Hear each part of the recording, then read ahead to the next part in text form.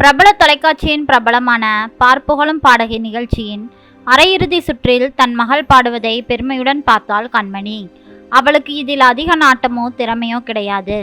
கல்லூரியில் தமிழ் இலக்கியம் படித்த நாட்களில் மேடையில் பேசும் திறன் இருந்தது.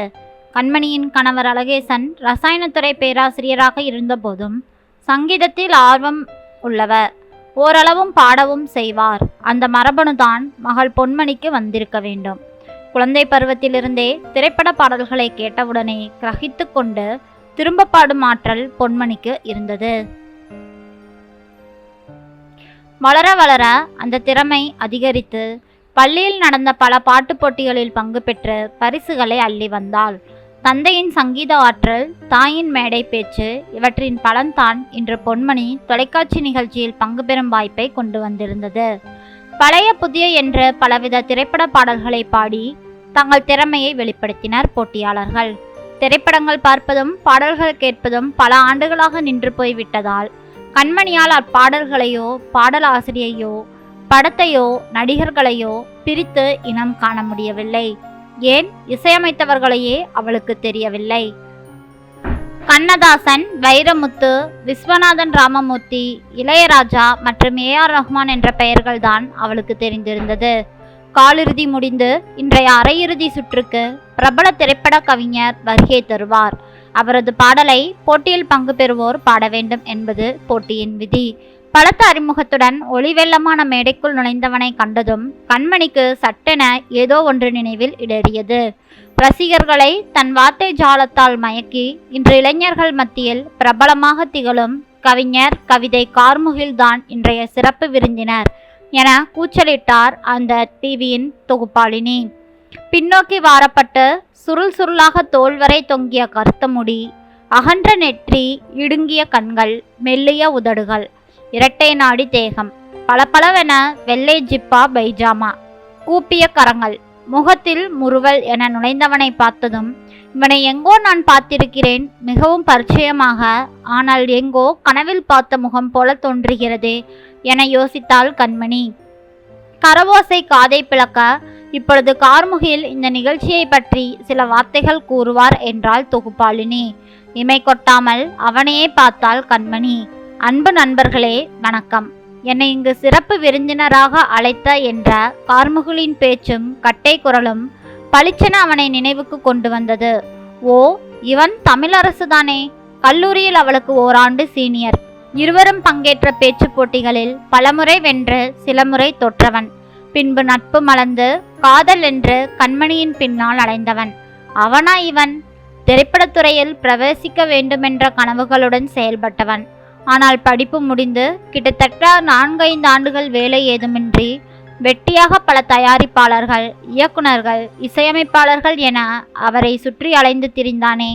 அதனால்தான் அவன் காதலை உதறிவிட்டு நடுத்தர குடும்பத்தை சேர்ந்த டில்லி பல்கலைக்கழகத்தில் ரசாயனத்துறை விரிவுரையாளராக பணியாற்றிய அழகேசனை மணந்தாள் கண்மணி. தமிழரசனிடம் தான் கடைசியாக பேசியது சற்று தெளிவில்லாமல் இருந்தாலும் அதன் உள்ளடக்கம் அவளுக்கு நினைவுக்கு வந்தது. இதோ பாருங்க தமிழ், உங்க ஆர்வமும் கனவும் எனக்கு புரியுது. ஆனா என் பெற்றோருக்கும் மற்றவர்களுக்கும், ஏன் எனக்கும் கூட அதில் உடன்பாடு கிடையாது. திரைப்பட உலகம் ஒரு கனவு தொழிற்சாலை. அதில் வெற்றியடைய திறமை மட்டும் போதாது, கூடவே அதிர்ஷ்டம், பின்புலம், சகிப்புத்தன்மை இதெல்லாம் வேண்டும். இதெல்லாம் என்கிட்ட இல்லை. நீங்களும் நானும் நண்பர்களாக பழக ஆரம்பித்தோம். கொஞ்ச நாள் காதல் போல் ஏதோ ஒரு கவர்ச்சி ஏற்பட்டது. அந்த கவர்ச்சி வாழ்க்கையை நடத்தி செல்லும் அளவுக்கு தாக்கு பிடிக்குமான்னு எனக்கு தோணலை. அதனால நாம நண்பர்களாகவே பிரிஞ்சிடுவோம். எனக்கு இதில் வருத்தமோ குற்ற உணர்வோ இல்லை. உங்களுக்கும் அப்படி இருக்கக்கூடாது என கூறி காதலை முறித்து கொண்டு சென்று விட்டாள். கடந்த 15 ஆண்டுகளில் டில்லி, மும்பையை தொடர்ந்து இப்பொழுது சென்னை வாசம். வசதிகள் கொளிக்கவில்லை என்றாலும் அத்தியாவசிய தேவையான வீடு, கார், இருசக்கர வாகனம், பள்ளி மற்றும் கல்லூரியில் படிக்கும் மகன், மகள் என 3 பிள்ளைகள். குறையொன்றுமில்லை. ஆனால் தமிழரசு காதல் தோல்வியில் தற்கொலை முயற்சி செய்தான் என்றும் சில காலம் பைத்தியமாக திரிந்தான் என்றும் காற்று வாக்கில் செய்திகள் வந்தபொழுது சற்று வருத்தமாக இருந்தாலும் குற்ற உணர்வு கொஞ்சம் கூட இல்லை கண்மணிக்கு. வாழ்க்கையை எதிர்கொள்ள மனவலிமை தேவை என உறுதியாக நம்பினாள் அவள். இன்று காண்பது அவள் கேட்ட வதந்திகளையெல்லாம் பொய்யாக்கிவிட்டது. அதே குரல், முகத்திலும் தோற்றத்திலும் தான் வித்தியாசம். திடீரென அவள் சிந்தனைகளை கரவொலி ஓசை சிதைத்தது. இன்றைய சிறப்பு விருந்தினராக வந்திருக்கும் கவிதை கார்முகிலின் பாடல்களை யார் மிக சிறப்பாக பாடுகின்றனரோ அவருக்கு கவிதை கார்முகில் பிரத்யேகமான ஒரு பரிசை வழங்குவார் என்றாள் தொகுப்பாளினி. குடும்ப பந்தங்களில் உழன்று கொண்டிருந்த கண்மணிக்கு இவன் எந்த படத்துக்கு என்ன பாடலை எழுதி பிரபலமானான் என எதுவுமே தெரியவில்லை. அப்பொழுது அரை மணி நேரம் கழித்து மீண்டும் நிகழ்ச்சி துவங்கும் என அறிவித்து ஓய்வு விடப்பட்டது. கண்மணியிடம் ஓடி வந்த பொன்மணி, அம்மா, எனக்கு கார்முகில் சாரோட பாட்டுனா ரொம்ப பிடிக்கும் என்றாள் மலர்ச்சியுடன். அப்படி என்னடி அவர் பாடிட்டார் என்றாள். என்னம்மா இப்படி சொல்ற? வாங்க மச்சி வாங்க, வந்து வழியாம போங்கன்னு ஒரு பாட்டு இருக்கே, சூப்பர் சாங்குமா, அது உனக்கு தெரியுமா என்றாள் மகள். அது அபத்தமான அந்த பாட்டை அபிநயத்துடன் சின்ன குரலிலும் பாடி காட்டினாள். என்னது என்றாள் கண்மணி. அவள் விழிகள் தெரித்து விழுவது போல் விரிந்தன. அந்த பாட்டா? மக மட்டமான ரிலிக்ஸானே என்றால் சகிக்க முடியாமல். அட போமா, அது சும்மா ஜாலிக்கு. அவர் சீரியஸான நிழலை துரத்தாதே, கண்ணு கெட்டாத விண்மீன், பெண் என்றோர், மண் கலந்த ஓவியங்கள்னு ஏகப்பட்ட நல்ல பாட்டெல்லாம் எழுதியிருக்காரு. உனக்கெல்லாம் தெரியாது என்றால் கோபத்துடன். கண்மணிக்கு ஒன்றுமே புரியவில்லை. ஆனால் தமிழரசை நேரில் பார்த்து பேச வேண்டும் என்ற அவா அவளுக்குள் எழுந்தது. அதற்கான சந்தர்ப்பத்தையும் பார்த்து காத்திருந்தாள். அதற்கேற்றாப்புள் பங்கு பெறும் 5 பெண்களை அவர்கள் பெற்றோருடன் கவிதை கார்முகில் சந்திக்க விரும்புகிறார் என கூறினார் தொகுப்பாளினி. வாமா என கையை பிடித்து இழுத்து சென்றாள் பொன்மணி. பரஸ்பர அறிமுகம் நிகழ்ந்தது. கண்மணியை நேருக்கு நேர் சந்தித்த பொழுது தமிழரசுவின் கண்களில் வியப்பு பளிச்சிட்டது. என்னை தெரிகிறதா தமிழரசு என்றாள் கண்மணி. செல்வத்தின் செழிப்பு தமிழரசின் தோற்றப்பொழிவில் தெரிந்தது. மறக்க முடியுமா? மறக்க இயலாத முகமாயிற்றே, நீங்க கண்மணிதானே என்ற கவிதை நடையில் புன்னகையுடன் கேட்டான். ஆம் என்றவள், நீங்க எப்படி இருக்கிறீங்க என்று பதிலுக்கு கேள்வியை கேட்டாள். நானா? பாருங்க, நல்லாத்தானே இருக்கிறேன். கேள்வியின் அபத்தமோ மனதில் உதைத்தது. புன்முறுவல் செய்தான் கார்முகில். உங்க மகள் பாடுறாளா என்றான் பொன்மணியை பார்த்து. ஆமா சார், நான் தான் பாடுகிறேன் என்றவள். நான் என்ன பாட்டு பாடட்டும்னு சொல்லுங்களேன் என்றாள் உற்சாகத்துடன் பொன்மணி. அவன் சிறிது நேரம் யோசித்து பின் நிழலை துரத்தாதே பாடல் தெரியுமா என்றான் கண்மணியின் முகத்தை பார்த்தபடியே. ஓ, அது எனக்கு ரொம்ப பிடிச்ச பாட்டு என்றாள் பொன்மணி. அதையே பாடு, எனக்கும் அது ரொம்ப பிடித்த பாட்டு என்றான் கார்முகில். அதற்குள் பொன்மணியை வேறு எதற்காகவோ தயாரிப்பாளர்கள் அழைக்கவே பொன்மணி அவள் அம்மாவை விட்டுவிட்டு சென்றாள். கண்மணியும் கார்முகிலும் தனித்து விடப்பட்டனர். கண்மணிக்கு என்ன பேசுவது என்று புரியவில்லை. திடீரென்று ஏதோ ஒரு ஏமாற்றம் திரண்டு வந்து அவளுக்கு தொண்டையை அடைப்பது போல் இருந்தது. இப்ப எங்க இருக்கீங்க கண்மணி? சென்னையிலா என்றான். ஆமாம். நீங்க, உங்களுக்கு எத்தனை பசங்க என்றாள் கண்மணி. எனக்கு ஒரே பையன்தான். என் மனைவி இல்லத்தரசி. கிழக்கு கடற்கரை சாலையில் என் வீடுள்ளது என்றவன். உங்களுக்கு எத்தனை பிள்ளைகள்? உங்கள் கணவர் என்ன செய்கிறார் என விசாரித்தான். எனக்கு 3 பிள்ளைகள். கணவர் பேராசிரியர். அடையாறில்தான் என் ஃப்ளாட் உள்ளது என்றாள். அப்புறம் என்றான் புன்மறுவலுடன். நீங்க தான் சொல்லணும், ரொம்ப பெரிய ஆளாகி இருக்கீங்க. எனக்குத்தான் எதுவும் தெரியல என்றாள் கண்மணி. தன் குரலில் குரோதம் ஒலித்ததோ என்று அவளுக்கு தோன்றியது. கார்முகில் சற்று வாய்விட்டு சிரித்தான். செயற்கையா இயற்கையா என அவளால் புரிந்து கொள்ள முடியவில்லை.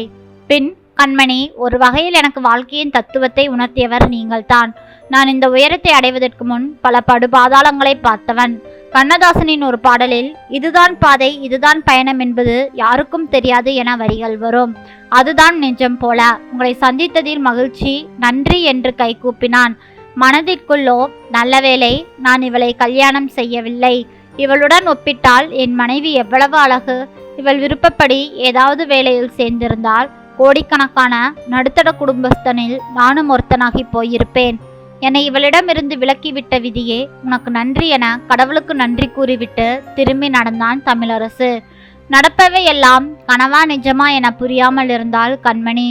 அன்று எதற்கு எதிர்காலம் இல்லை என்று நினைத்தாலோ இன்று அது வளர்ந்து மரமாக நிற்கிறது. எது நிலையானது என நினைத்தாலோ அது அந்த நிலையிலேதான் நிற்கிறது.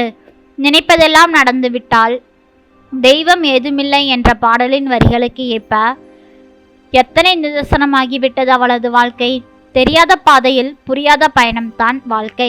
அவள் கனவு கண்டு விழித்த நிலையில் தன் இருக்கையிலிருந்து வந்து அமர்ந்தாள். மேடையிலோ நிழலை துரத்தாதே நிஜமடி பெண்மணி என்ற பாடலை அவள் மகள் பாடிக்கொண்டிருந்தாள்.